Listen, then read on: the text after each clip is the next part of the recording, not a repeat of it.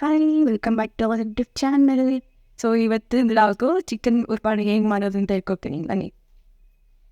ಇಲ್ಲಿ ನಾನು ತಗೋತಾಯಿದ್ದೀನಿ chicken, ginger garlic paste, onion, coriander leaves, lemon and oil and ನಾನಿಲ್ಲಿ ಸಾಂಬಾರ್ ಪೌಡರ್ ಮಸಾಲೆ ಪುಡಿನ ನೀರಲ್ಲಿ ಹಾಕಿ ಇಟ್ಕೊಂಡಿದ್ದೀನಿ.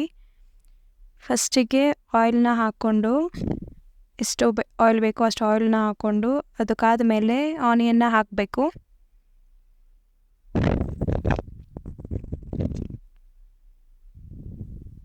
ದೆನ್ ಅದನ್ನು ಸ್ವಲ್ಪ ಫ್ರೈ ಮಾಡ್ಕೊಳ್ಳಿ. ಹಾಗೆ ಡೀಪ್ ಫ್ರೈ ಏನು ಬೇಡ, ಲೈಟ್ ಫ್ರೈ ಮಾಡಿಕೊಂಡ್ರೆ ಸಾಕು. ಸೊ ಇಷ್ಟು ಬಣ್ಣ ಬಂದರೆ ಸಾಕು ಆನಿಯನ್ನು. ನೆಕ್ಸ್ಟ್ ನಾನು ಇದಕ್ಕೆ ಜಿಂಜರ್ ಗಾರ್ಲಿಕ್ ಪೇಸ್ಟನ್ನು ಹಾಕ್ಕೊತೀನಿ, ಬಿಕಾಸ್ ಅದು ಸ್ವಲ್ಪ ಹಸಿ ವಾಸನೆ ಹೋಗಬೇಕು.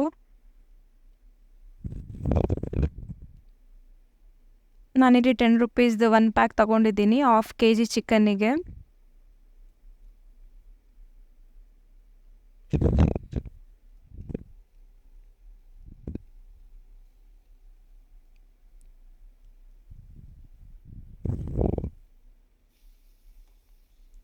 ಇವಾಗ ಮತ್ತೆ ಇನ್ನೊಂದ್ಸರಿ ಅದನ್ನು ನೀಟಾಗಿ ಫ್ರೈ ಮಾಡ್ಕೊಳ್ಳಿ, ಜಿಂಜರ್ ಗಾರ್ಲಿಕ್ ಪೇಸ್ಟ್ ಹಸಿ ವಾಸನೆ ಹೋಗೋವರೆಗೂ.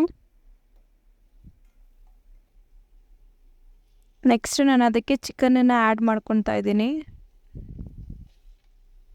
ನಾನಿಲ್ಲಿ ½ kg ಚಿಕನ್ನಿಗೆ ಆಗುವಷ್ಟು ಮಾಡಿ ತೋರಿಸ್ತಾ ಇರೋದು. ಸೊ ಚಿಕನ್ ಹಾಕ್ಕೊಂಡ್ಮೇಲೆ ಅದನ್ನು ನೀಟಾಗಿ ಮಿಕ್ಸ್ ಮಾಡ್ಕೊಳ್ಳಿ ಆನಿಯನ್ ಮತ್ತು ಜಿಂಜರ್ ಗಾರ್ಲಿಕ್ ಪೇಸ್ಟ್ ಜೊತೆಗೆ. ತುಂಬ ಈಸಿ ಆ್ಯಂಡ್ ಕ್ವಿಕ್ಕಾಗಿ ಮಾಡೋವಂಥ ರೆಸಿಪಿ, ರುಬ್ಬೋ ಅಂಥದ್ದು ಏನೂ ಇರಲ್ಲ ಇದಕ್ಕೆ. ಸೊ ಬೇಗನೆ ಮಾಡ್ಕೊಬೋದು ಆ್ಯಂಡ್ ಟೇಸ್ಟಿಯಾಗಿರುತ್ತೆ. ಈ ಥರ ಮಿಕ್ಸ್ ಮಾಡ್ಕೊಂಡಾದಮೇಲೆ ಅದಕ್ಕೆ ಸ್ವಲ್ಪ ಅರಿಶಿನ ಹಾಗೆ ಎಷ್ಟು ಉಪ್ಪು ಬೇಕೋ ಅಷ್ಟು ಉಪ್ಪನ್ನ ಆ್ಯಡ್ ಮಾಡ್ಕೊಬೇಕು. ಅದನ್ನು ಫ್ರೈ ಮಾಡಬೇಕಾದ್ರೇ ನಾವು ಉಪ್ಪು ಮತ್ತು ಅರಿಶಿನ ಹಾಕೋದ್ರಿಂದ ಹಸಿ ವಾಸನೆ ಮತ್ತು ಅದು ಉಪ್ಪು ಏನಿರುತ್ತೆ ಅದು ಚೆನ್ನಾಗಿ ಹಿಡಿಯುತ್ತೆ ಪೀಸ್ಗೆ.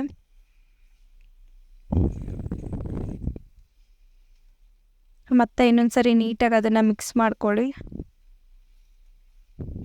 ನಾನಿಲ್ಲಿ ದಪ್ಪ ಸ್ಲೈಸ್ ಆಗಿನೇ ಕಟ್ ಮಾಡ್ಕೊಂಡಿದ್ದೀವಿ, ಬಿಕಾಸ್ ಸಣ್ಣದಾಗಿ ಮಾಡಿದ್ರೆ ಬೇಗನೆ ಬಾಯ್ಲ್ ಆಗುತ್ತೆ ಆ್ಯಂಡ್ ಫುಲ್ ಕಲಿಸೋದಂಗೆ ಆಗ್ಬಿಡುತ್ತೆ. ಸೊ ಅದಕ್ಕೆ ನಾವು ದಪ್ಪಕ್ಕೆ ಸ್ಲೈಸ್ ಮಾಡ್ಕೊಂಡಿದ್ದೀವಿ. ಸೊ ಈ ಥರ ಒಂದ್ಸರಿ ನೀಟಾಗಿ ಒಂದು ಮಿಕ್ಸ್ ಕೊಟ್ಕೊಂಡಾದಮೇಲೆ ಒಂದ್ಸರಿ ಟೇಸ್ಟ್ ನೋಡಿ ಅದು ಬೆಂದಿದೆಯಾ ಇಲ್ವಾ ಅಂತ.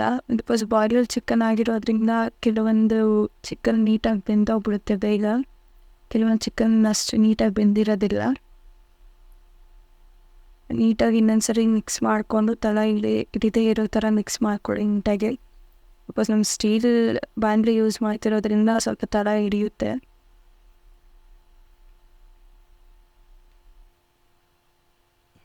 ಸೊ ಈ ಥರ ನೀಟಾಗಿ ಮಿಕ್ಸ್ ಮಾಡ್ಕೊಂಡಾದಮೇಲೆ ಇದನ್ನು ಮುಚ್ಚಿಡಿ, ಒಂದು 5 to 10 minutes ಮುಚ್ಚಿಡಬೇಕು.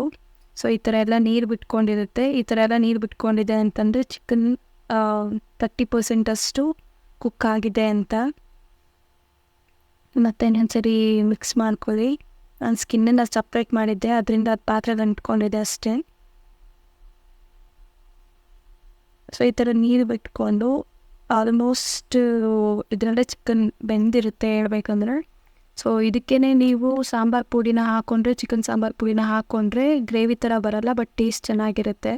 ಸೊ ನಿಮಗೆ ಗ್ರೇವಿ ಥರ ಬೇಕು ಅಂತಂದರೆ ಸ್ವಲ್ಪ ವಾಟರ್ ಹಾಕ್ಕೊಂಡು ಅದಕ್ಕೆ ಸಾಂಬಾರು ಥರ ಗ್ರೇವಿ ಥರ ಮಾಡ್ಕೊಬೋದು ಅಷ್ಟೇ. ಸೊ ನಾನಿವಾಗ ನಿಮಗೆ ಗ್ರೇವಿ ಥರ ಮುದ್ದೆಗೆ ಹಾಗೆ ಅನ್ನಕ್ಕೆ ಹೇಗೆ ಬೇಕೋ ಆಗ ತೋರಿಸ್ತಿದ್ದೀನಿ.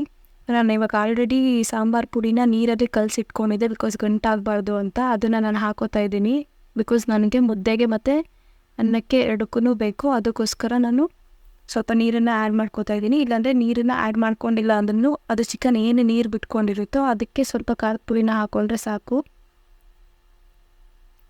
ಸೊ ನನಗೆ ಎಷ್ಟು ಖಾರ ಬೇಕೋ ಅಷ್ಟು ಖಾರನ ನೀರಲ್ಲಿ ಹಾಕಿ, ಹಾಗೆ ಎಷ್ಟು ಗ್ರೇವಿ ಬೇಕೋ ಅಷ್ಟು ನೀರಲ್ಲಿ ಹಾಕಿ ಖಾರದ ಪುಡಿನ ಕಲಸಿಟ್ಕೊಂಡಿದ್ದೆ, ಅದನ್ನು ಹಾಕಿದ್ದೀನಿ. ಸೊ ನಾನು ಆಲ್ರೆಡಿ ಸಾಲ್ಟನ್ನು ಹಾಕಿದ್ದೆ. ಸೊ ಇದು ಖಾರದ ಪುಡಿ ಹಾಕಿದ್ಮೇಲೆ ಸ್ವಲ್ಪ ಸಾಲ್ಟ್ ಹಾಕಿ ಟೇಸ್ಟ್ ನೋಡಿಕೊಂಡು ಮತ್ತೆ ಇದನ್ನು ಮುಚ್ಚಿಡಿ. ಇದನ್ನು ಅಗೇನ್ 10 minutes ಅಷ್ಟು ಬಾಯ್ಲ್ ಮಾಡಬೇಕು ನೀಟಾಗಿ. ಅದಾದಮೇಲೆ ನೀವು ನೋಡ್ತಿರ್ಬೋದು ಆಲ್ಮೋಸ್ಟ್ ನೀರು ಸ್ವಲ್ಪ ಕಮ್ಮಿ ಆಗಿದೆ ಅದು ಕುದ್ದಿ. ಈ ಥರ ಥಿಕ್ನೆಸ್ ಇರುತ್ತೆ ಗ್ರೇವಿದು. ಇಷ್ಟಾಗಿದೆ ಅಂತಂದರೆ ಚಿಕನ್ನ ನೀಟಾಗಿ ಬಂದಿದೆ. ಹಾಗೆ ಅಲ್ಲಿ ಸುತ್ತ ನೋಡ್ತಿರ್ಬೋದು ಎಣ್ಣೆ ಬಿಟ್ಕೊಂಡಿದೆ. ಸೊ ಇಷ್ಟಾಗಿದೆ ಅಂದರೆ ಚಿಕನ್ ನೀಟಾಗಿ ಕುಕ್ ಆಗಿದೆ ಅಂತ ಅರ್ಥ.